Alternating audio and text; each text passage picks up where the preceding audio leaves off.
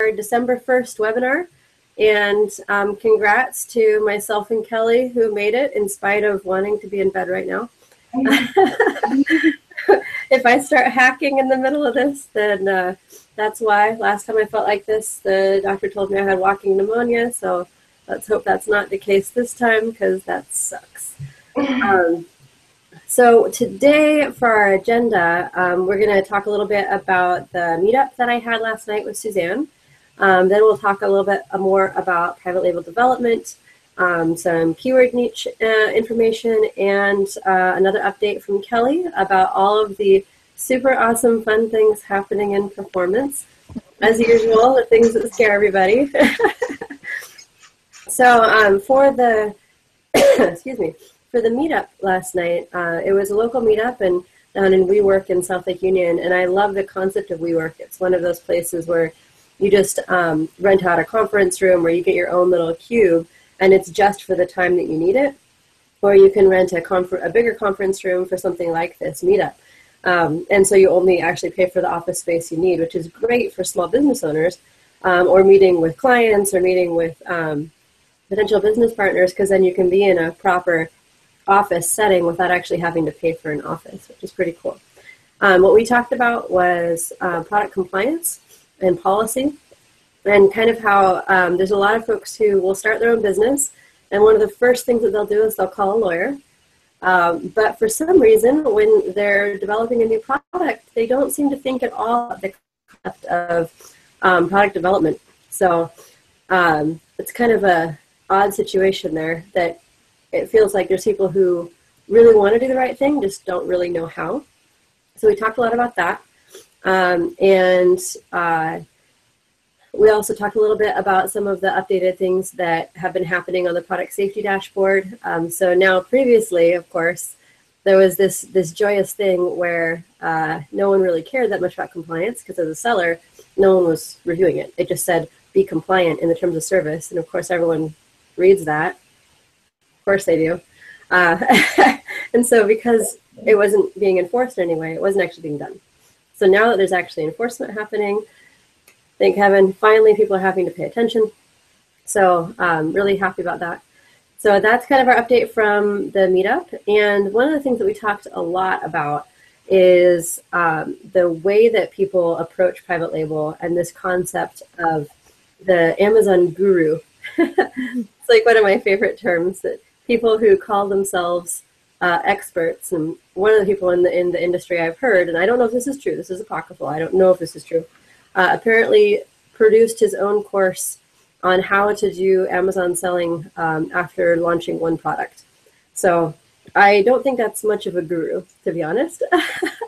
So this is kind of the space that we're in, and everyone's saying it's super easy. And you know, the joke that I always say is, you know, garlic press is a really terrible example to use for a widget. And that's, of course, what everyone uses on all the forums is garlic press. The problem is the garlic press is actually something that's regulated. You could actually poison someone because, you know, it's food. It goes into the garlic. So it's kind of funny that even their example of a really nondescript, unimpressive product is actually a regulated product. So just to get a little bit more of a sense of the kind of risks people are taking and the kind of difficulty that it actually is, we're so excited to have Morel here tonight. And Morel has done a ton of private label development at Williams-Sonoma and at Starbucks, and then of course also at Amazon, where we actually work together, and is very familiar with the trials and tribulations as a product manager, trying to make products that are safe, that people want to buy, that actually meet market demand, which is a little bit more difficult than just, you know, searching on Alibaba. So I'd love to hear more about your experiences, Morel, and some of the things that you've encountered, just like horror stories or super awesome things that you've seen go really well. What are the kind of things that you've seen happen? Yeah, thanks, Rachel. So I've been in private label for, going on 16 years. And quite honestly, private label is my passion. I don't think of products as widgets. I think of them as, you know, unique items that have a purpose, whether it's to solve a customer problem or whether it's to make a customer realize that they really need this one product. Or it could even just be a great gift. But figuring out, you know, what is unique about your product and how are you going to differentiate yourself from all of the other products that are out there in the marketplace, because there are millions of products and you need your product to stand out. So with that, I started my career at Pottery Barn, where I was primarily focused in sourcing, and then moved over to Starbucks for all the mugs, tumblers, and water bottles you see in the retail stores. I worked on sourcing those, as well as doing the buying and inventory and design for those. And then lastly, I was at Amazon for 6 years, and I spent my first 3 years in private label there, managing the Strathwood and Amazon lines.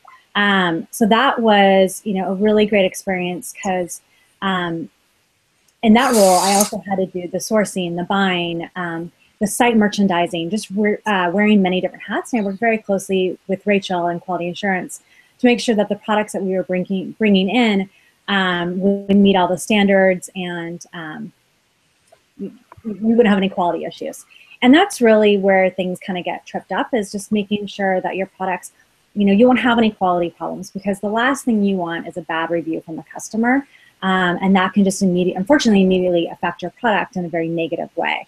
So with Cascadia, we are here as, a coach. We have a sourcing team to help make sure that you're working with the right factories and that you're getting the products that you want at the best costs, and really helping you along the whole way, because there's just so many different steps. Launching a product via private label is not easy. It takes a lot of experience. It takes a lot of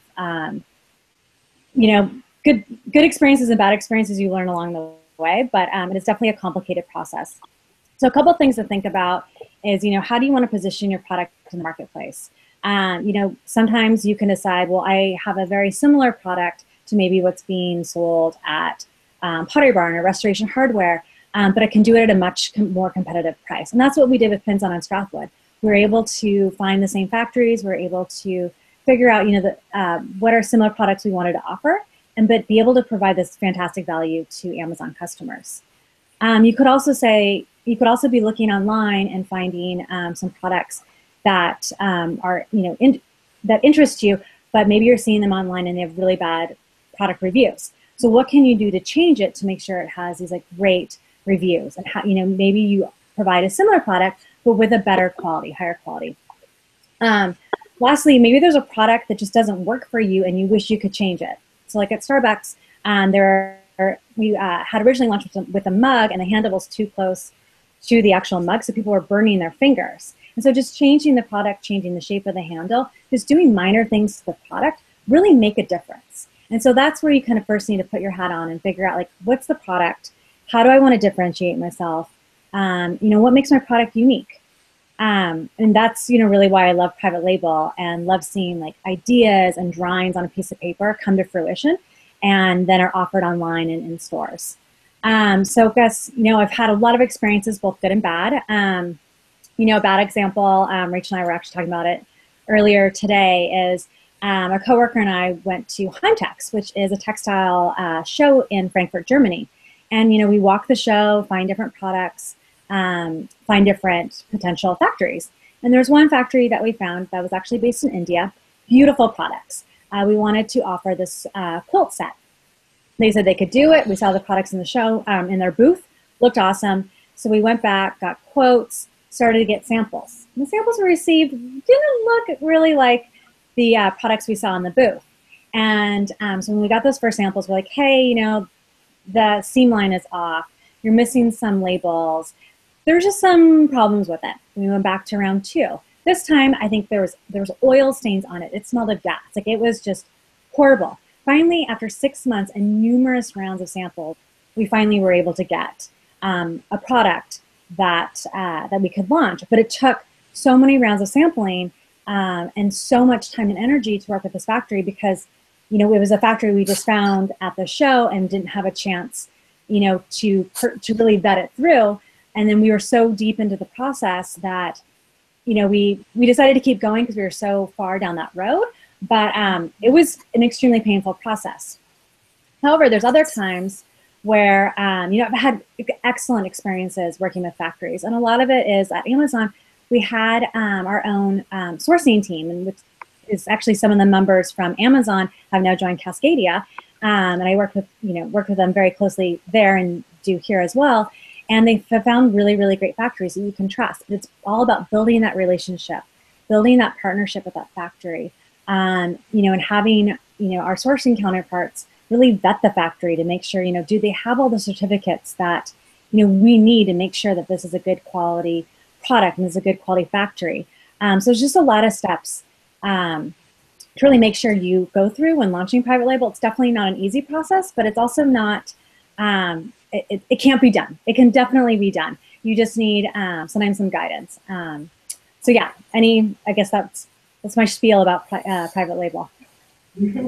So one of the things that I think was interesting about launching PL with Amazon is you did get to use Vine Voice, but after the first one, I think it was maybe like 20 items for Vine Voice, and then after that, the product had to stand on its own, right? So what did you guys do when you started seeing negative reviews come in?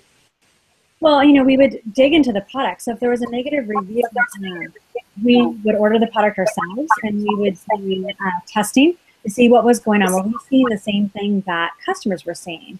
If so, and even before, if we weren't seeing it, we'd start engaging with our sourcing counterparts, or sometimes directly with the factory and saying, hey, we're seeing this issue.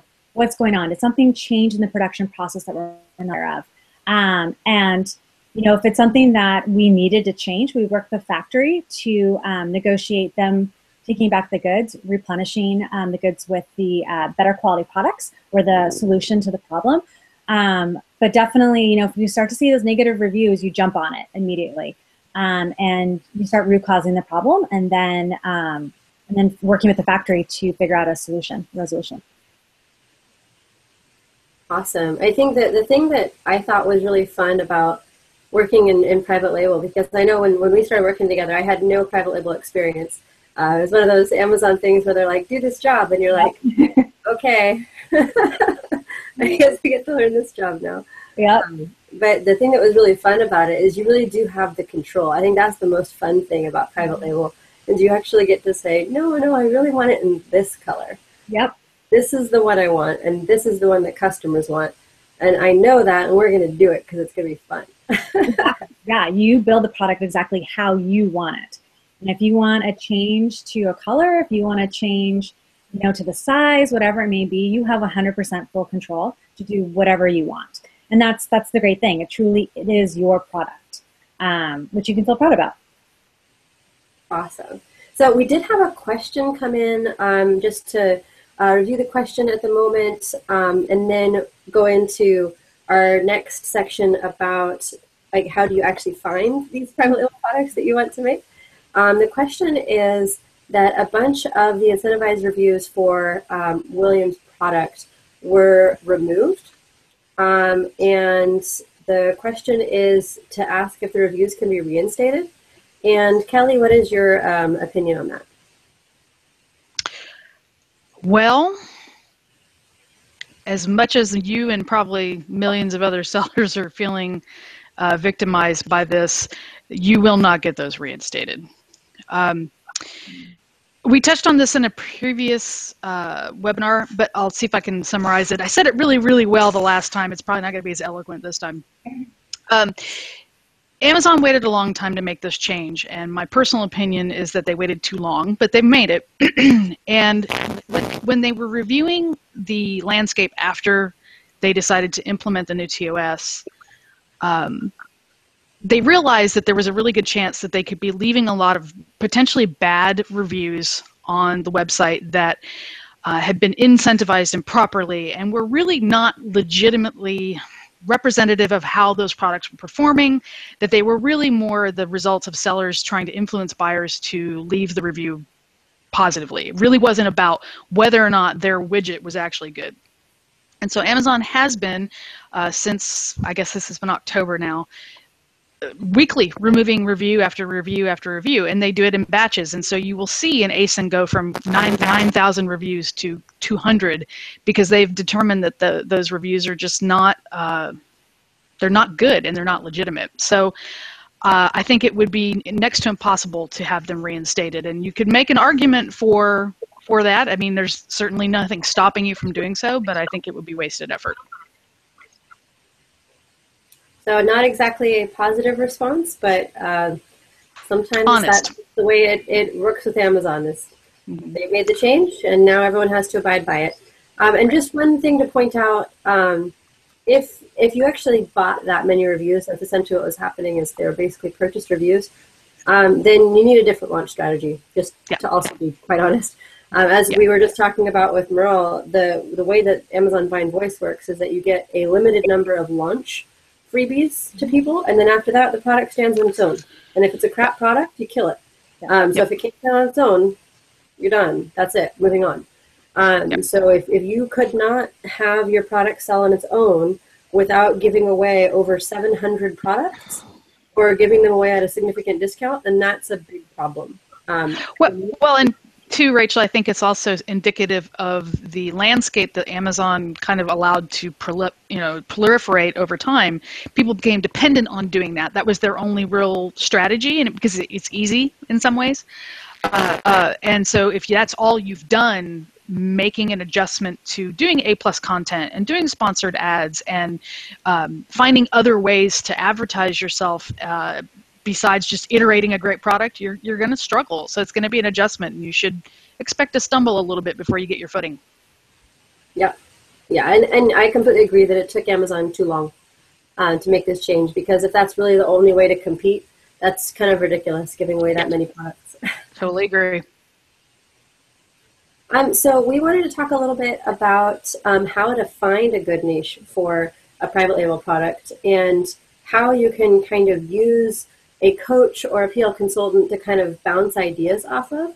So Emily, I know one of the things that we do is work on keyword research for clients. So can you kind of give me a little bit of an idea of how that whole keyword niche process works, and what's a good way to kind of visualize that? Sure. So the whole idea, and I guess in a way this goes back to what we were just talking about getting more traffic and getting more eyes on your product. If you have good keywords, then people will land on your product, theoretically. And so, yeah, the idea behind it is that you look into keywords that other people are searching on other ASINs. You look at different iterations of those keywords and how they might help drive traffic to your listing. So for example, one of our favorite stories that we love to tell to help illustrate the point of what you're trying to do with keywords is, like, let's say you're in the market for a mop. So you go into a store and you yell mop, and then everything that is at all related to a mop all of a sudden appears in front of you. So that's really great, that's really cool, that's a super fast way to shop, right? But the problem is that if all you wanted was a mop, then now you have Swiffers, and you have all the accessories that go along with Swiffers, and you have mop buckets, and you have maybe even like scrubber brushes for your floor. You have all kinds of different things. So those broad keywords are good. You know, if you're selling a mop, you probably want to have a mop keyword in there. But what else about your mop is specifically unique to your product? So is it one of those mops that's made of yarn, like the old-fashioned one? Is it a mop that you squeeze the levers down and it swishes the rollers over the thing? Is it a Swiffer? What is it that you're selling? And so kind of to zero in on that a little bit and make your keywords specific to what your actual product is. What is it that you created that is differentiated from other things? Back to what Morel was saying, you know, what is it that you made, and what was your point in making it? How did you want to make it different? So one of the things I thought was just fascinating is we were just working on a particular client's project, and they had a couple of products. It was in the soft lines category, and they had a couple of products that they came to us with, and I was looking at some of the results from the tools that you use, and they were like, 40, 50,000 searches, maybe up to 100,000 searches for certain items. And then we changed the wording a little bit. We used women instead of ladies and woman instead of women to see what kind of different search terms are. What are people actually looking for? And it turned out that actually people search for woman much higher frequency than ladies for some reason. It's a much higher number. And so we were going from seeing 50 to 100K searches a month for some of these search terms, to one of them was over 900K for those searches. And so then you have a much better sense of what the actual volume is like on the site, as opposed to some of these search terms. You may be using a term that doesn't make sense for the product or that people just aren't using. I know Robin Johnson likes to use the example of a casserole dish. It's an old-fashioned term, and so if you don't want to sell a Pyrex, then you sell a casserole dish, and then that's one way to get traffic from people who are using other terms. Exactly. So one of the things that we had as a question says, are you familiar with a company called Cathay and Phoenix? They have approached me about purchasing my product at wholesale price so they can sell it on Amazon in the US, Canada, and the UK. So I'm going to take a step back from that because it doesn't really matter whether we've heard about them or not. The question at a more high level is, should you sell at wholesale? And there are a couple different ways that you can sell at wholesale. The first is actually directly to Amazon. You can actually sell as a vendor directly to Amazon, and that's selling at wholesale. Be aware that selling at wholesale, the expectation is that you sell it at a good price for the person who's selling it at retail. So usually you can expect that for a retail price of, say, $40, you can expect to get about $18 wholesale for it at best. So the first question is, do you have the margin to sell at wholesale? Is that even something that you can do? A lot of people sell directly to consumer because they actually don't have enough margin to be able to sell wholesale. So in that case, don't sell wholesale. That's simple. As far as selling to these people, you would need to see what kind of rates they're going to give you, what kind of terms they're going to give you. Does that mean that you can't sell on Amazon? They're going to be competing with you. That's kind of problematic. Do they then get brand registry over you? Do you not get brand registry? There are a lot of things to think about when you're thinking about having someone else have control over your product as a wholesaler.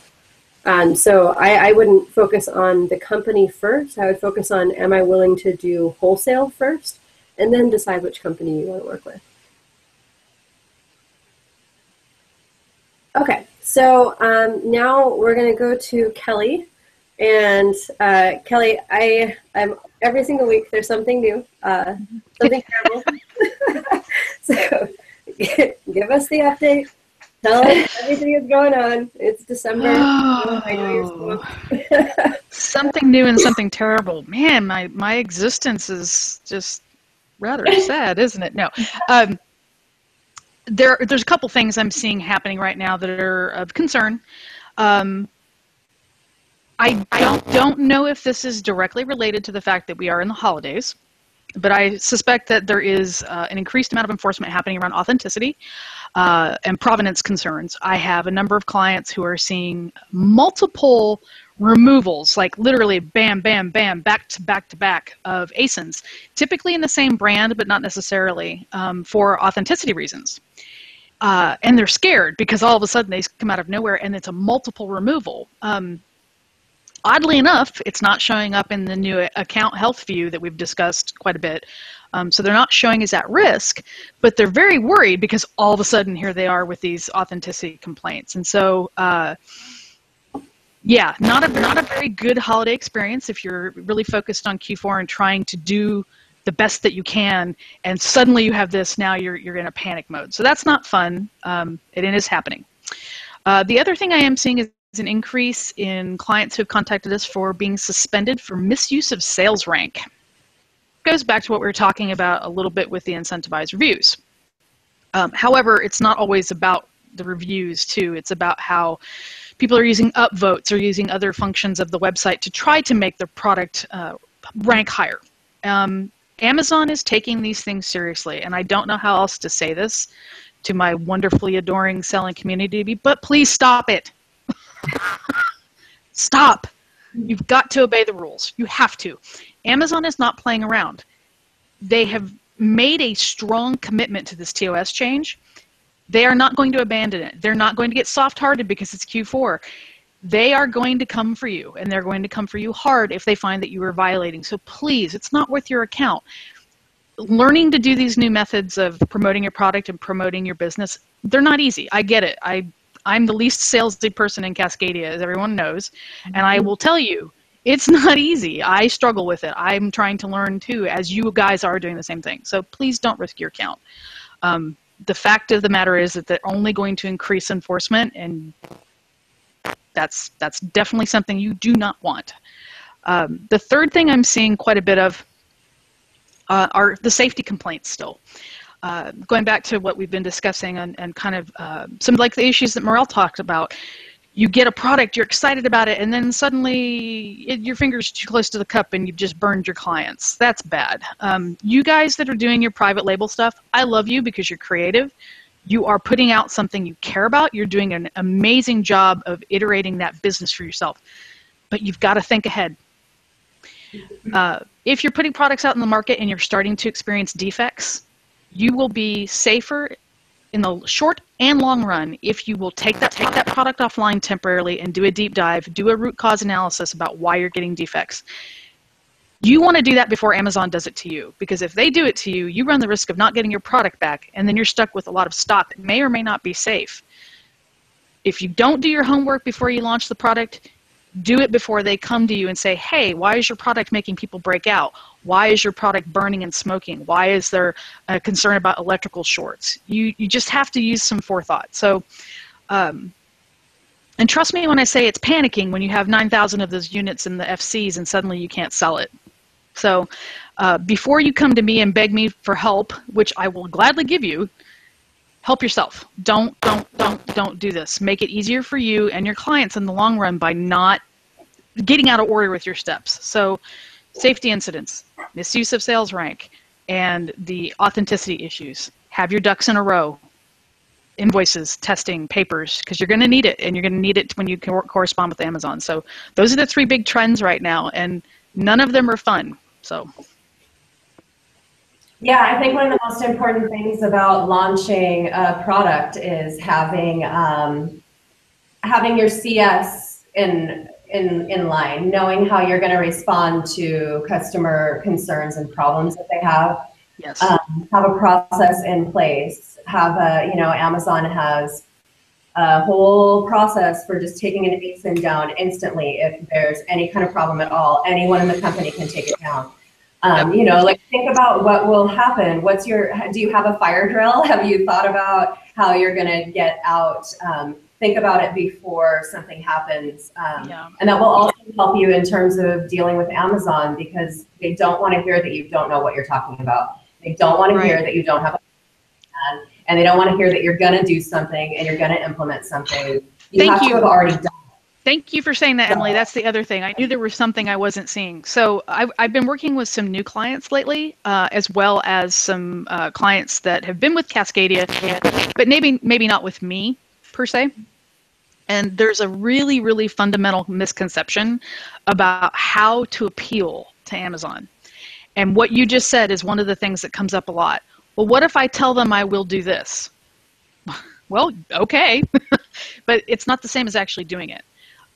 You have to go in prepared and ready to show. It's like show your work, like you just did in class. I've done these remedies. I've put these solutions into place. I've made these changes. But it has to be, I've already done this, not I'm going to do it, because Amazon is not going to take that and take your word for it. What if they did and you promised that you made changes to a product that was sparking, but you didn't actually do that, and you didn't remove those products from the fulfillment center and somebody's house burned down? Yeah. That's a reality. That's a possibility. I mean, I don't mean to sound melodramatic, but let's look at what happened last year with the hoverboards. That is exactly what happened, is that bad product got into the supply chain and people didn't pull it, and people paid prices that were quite steep. Please don't do that to your buyers. Don't do that to yourself, because you're setting yourself up for extreme amounts of risk that you can't easily navigate from your position. And once you let it go out into the world, you're responsible for it. Agreed. That's I think the biggest challenge for a lot of folks, is to realize how much liability this kind of holds. And it's so fun. We just talked about how much fun it is to do this, but it's also a lot of liability and a lot of risk. You get pretty good margins on it though. Okay, at the risk of comment geeking, it's great power and great responsibility. Yeah, just like Spider-Man would say. Sorry about that. There are two questions that we have, and then we'll be wrapping up. So if you have any questions, get them in now. The question was about the overall benefit of wholesale type agreements, follow up from the earlier question. Personally, the reason why wholesale agreements exist and have existed in the past is because certain companies basically had agreements, basically distribution agreements. And if you could get into those companies, then you could get your product out there into the world. And so you basically would offer it at a discount wholesale to them, and they would get it out into the world for you because you couldn't really do that yourself, the way that the system was set up. Now with Amazon, Amazon is that distribution channel, and they only charge you 15% to be on their site, plus, you know, shipment fees or advertising fees if you choose to use that in that merchant fulfill. So in general, selling directly on Amazon is going to be a better bet from a dollars and cents perspective. It's one of the cheapest ways to get your product out there. So from a perspective of should I do wholesale or not, that's a business decision that you need to make. And it really depends on where you want to be. If you want to get into Walmart and not Walmart.com, yeah, you've got to figure out how to make wholesale work for you because that's all that Walmart does. But if you can make it work on Amazon, then do that. Sell it on your own website, make sure you diversify. But Amazon's a great place to kick things off. The next question was, what are the new methods of product promotion that were alluded to? Amazon has added a few things to the Seller Central website. One of them is basically a placeholder, and we've only seen it on a few accounts. And it's kind of funny because it literally is only on like 2 accounts that I've seen, and it says enhanced marketing content and nothing else. Like it's a placeholder. So they're obviously building something out. We don't know what yet because that's the way that Amazon works, is they run something in beta and see if it breaks and then keep building on it. But as far as the other things that exist already, you can use sales velocity tools like Snagshot to get movement on your listing. You're not going to be paying for reviews, of course, and so there's a much lower rate of reviews, and so it takes longer to get the reviews that you need to get visibility. The other thing is spending a lot of time on making sure that your listing is optimized, have really good keywords, have good content, A+ content. If you're in soft lines, you don't get A+ content unless you're an exclusive seller. But for people who are in consumables or in hard lines, you can absolutely do A+ content in Vendor Express. You get up to 5 free pages. And hopefully they make that available to all sellers soon enough. And then as far as your images, we see a lot of people with really crappy images, just not even thinking about how images impact their sales. So things like taking a picture and then not making it a white background, or taking a picture and then putting a bunch of text all over it and bugging people. So just because you can get traffic to your listing doesn't mean someone's going to buy it. So I think the last thing that I want to say about making sure that you know what you're doing is a lot of these gurus go on and on and on and on and on about sales rank and the number of reviews that you have. Those two things are not indicators of success. Don't focus on the wrong things. The metrics of success are how much traffic you have, which is page views and sessions, and what your conversion rate is, which is products per session or products per page view. So that conversion rate, that percentage number, is what really tells you if you're actually successful at sales or not. It isn't about sales rank or reviews. Sales rank and reviews are a result of having traffic and good conversion. It is not the primary driver, it's a result. So people are basically optimizing for the wrong metric.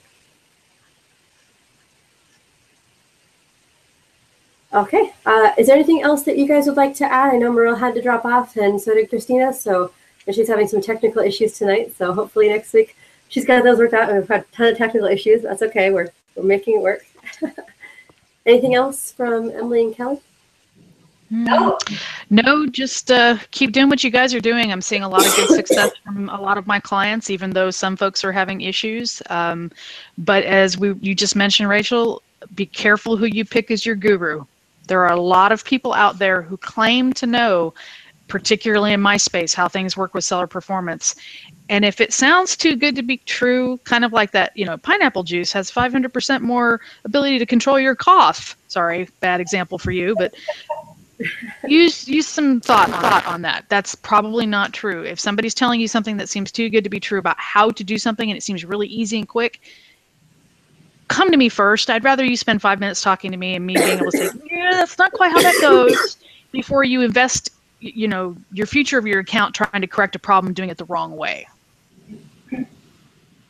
Yeah, I couldn't agree more. I see this on a regular basis, really bad information on Facebook, bad information on the web, bad information about compliance, bad information about policy. And this is the kind of thing where, would you take legal advice from your random neighbor? Like, you wouldn't do that, right? You wouldn't be dumb enough to do that. So don't take advice on policy and compliance, which is similarly detailed and nitpicky, from folks who are, you know, let's say, not really qualified.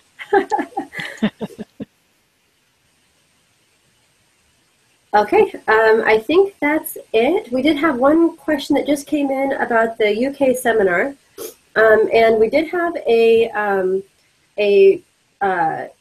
live in-person conference in the UK in October, and it went super well. So hopefully, if anyone wants to have a tax-deductible trip to Europe next year, I'm sure we'll be doing it again. And that was done with our great friends at eGrowth Partners, Cynthia and Leslie, and with Merchant Words and Seller Labs and that group. So we're always happy to work with them, and it went pretty well. If you're interested in those slides, we can get those to you if you're interested in that. And I think that's it for the 1st of December. So good luck in December, everybody, and we will see you next week. Bye. Yep. Take it easy. Bye.